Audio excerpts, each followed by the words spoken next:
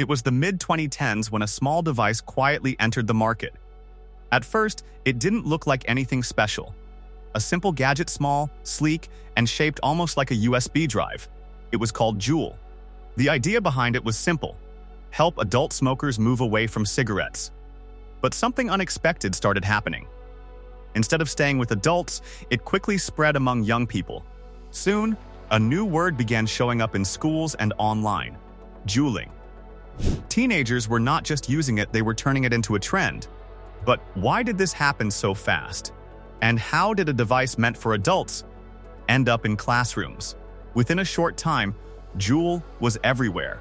At its peak, it controlled more than 70% of the US e-cigarette market. A huge rise for a new company, but also the start of serious problems. If you find stories like this interesting, don't forget to like and subscribe to Collapse Files for more real-world breakdowns. From startup to billion-dollar giant, JUUL came out of a company called Pax Labs in 2015. Its founders wanted to build a modern alternative for adult smokers who were trying to quit cigarettes. The idea sounded simple, but the design played a huge role in its success. The device looked clean, small, and high-tech. It was also easy to carry and easy to hide. This simple design helped it spread very quickly. In marketing, JUUL was shown mainly as a product for adult smokers. But in real life, the situation looked different. Many young people started using it heavily. Flavors like mango, mint, fruit mix, and dessert-style options made it even more attractive. At the same time, social media made it grow even faster. People shared videos of JUUL on Instagram, Snapchat, and Twitter, and it became part of youth culture. Sales increased very fast, rising from millions to over 16 million devices within a year. But one key issue was often ignored: each pod had a high level of nicotine, and many users did not fully understand how strong it really was. A hidden addiction problem, many young users believed it was harmless. Some thought it was safer than smoking cigarettes. Others did not even realize how much nicotine they were actually taking in. But later research showed something serious. A single JUUL pod could contain roughly the same amount of nicotine as a full pack of cigarettes. Because of its design, it could be used again and again throughout the day without users fully noticing how much they were consuming. This made nicotine addiction easier and faster for many people. Schools soon began to see changes. Students were using the device in bathrooms, hallways, and even between classes. Teachers and parents started to get worried as the situation spread. By 2017, more than 1.7 million high school students in the United States were using e-cigarettes. That number was higher than the number of teens smoking traditional cigarettes at the time.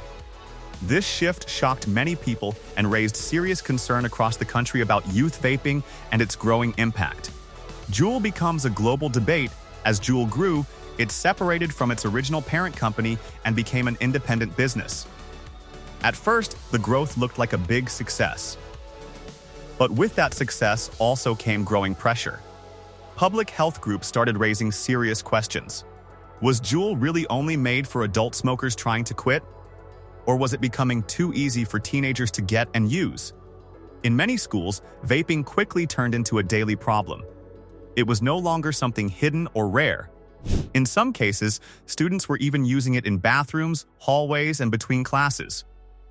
Teachers noticed, and school leaders began sending warnings to parents about the rising issue. What was originally introduced as a quit-smoking tool started to look very different in reality. The public conversation shifted fast. Soon, governments and health agencies also began to pay close attention. The product that once seemed like a simple alternative was now at the center of a much bigger debate about youth use, health risks, and responsibility. Government steps in. For many years, e-cigarettes were not strictly regulated. They were widely available, and rules around them were still developing. But over time, that started to change. Health organizations and public agencies began to raise concerns about rising youth vaping. In 2018, major medical groups even took legal action, arguing that regulators were not moving fast enough to control the situation. Soon after, the US government began treating youth vaping as a serious public health issue. The FDA started stronger enforcement actions, focusing on illegal sales to minors. Retailers that broke the rules faced warnings, fines, and tighter inspections. At the same time, JUUL made major changes. It removed most of its flavored products and kept only basic options like tobacco and menthol or mint. It also changed its marketing approach and strengthened age verification on its platforms. But by this point, the discussion had already grown much bigger. Public concern about youth vaping, addiction, and health risks was already widely known across the country. Big Tobacco enters the picture. In 2018, a major shift changed everything for JUUL. A large tobacco company made a huge investment in the business worth billions of dollars. This deal gave JUUL a very high valuation, and on paper, it looked like a big success story. But inside the company, it also raised serious questions. People started wondering, was JUUL still a product designed to help smokers quit? Or had it now become part of the same tobacco industry it once tried to move away from? At the same time, pressure from outside was growing. Lawmakers in the United States began looking closely at the company. They wanted to understand if JUUL had unintentionally or directly attracted teenagers through its products or marketing. Congress even held hearings where company leaders were questioned about their decisions and strategies. The main concern was simple but serious. Did JUUL play a role in the rise of teen vaping? And if so, how much responsibility should it carry for the impact it created? Teen voices and growing concerns. During the hearings, students and parents shared their personal experiences. Some said they believed the product was safe when they first tried it.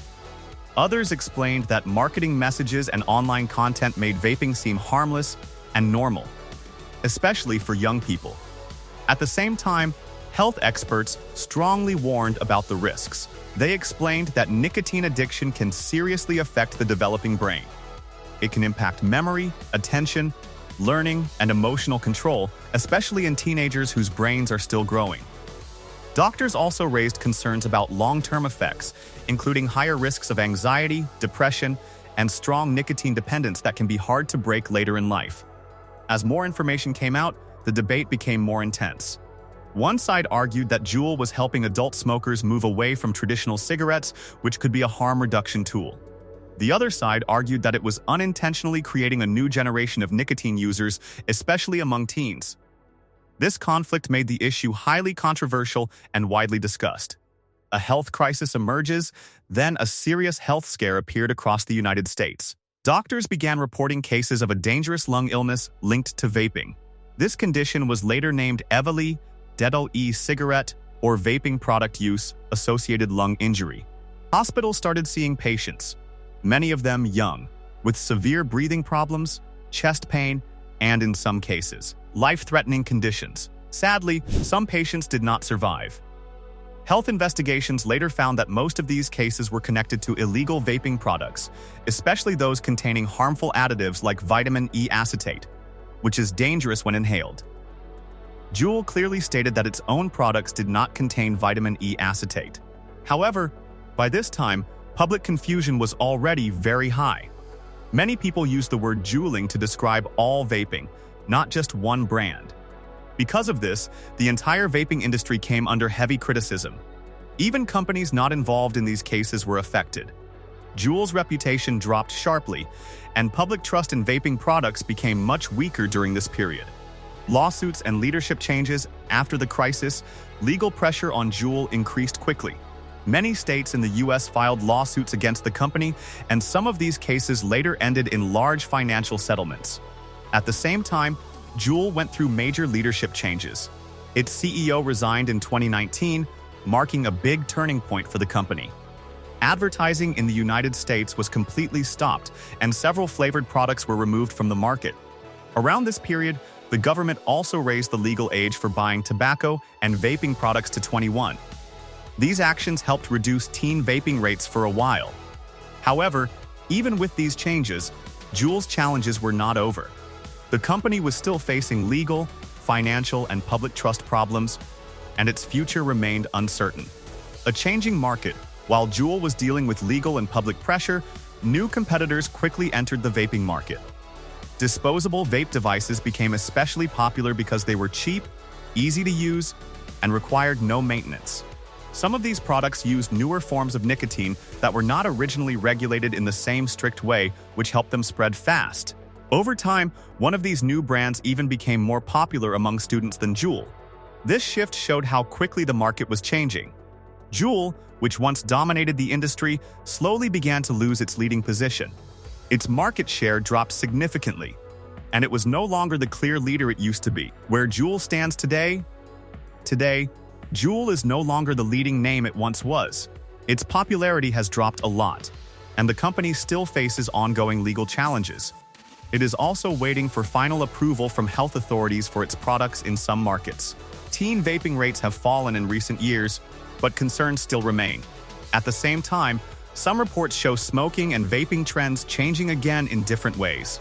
Overall, the situation is still developing and far from settled. The story of JUUL is not simple. It began with a clear goal: help adult smokers move away from cigarettes. But over time, it became part of a much bigger public health debate.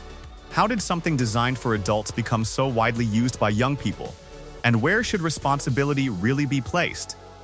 It raised difficult questions about technology, marketing, responsibility, and youth behavior. It also showed how fast a product can shape culture in ways nobody fully expects. One small device ended up changing global conversations about nicotine and addiction. Today, the future of vaping is still uncertain.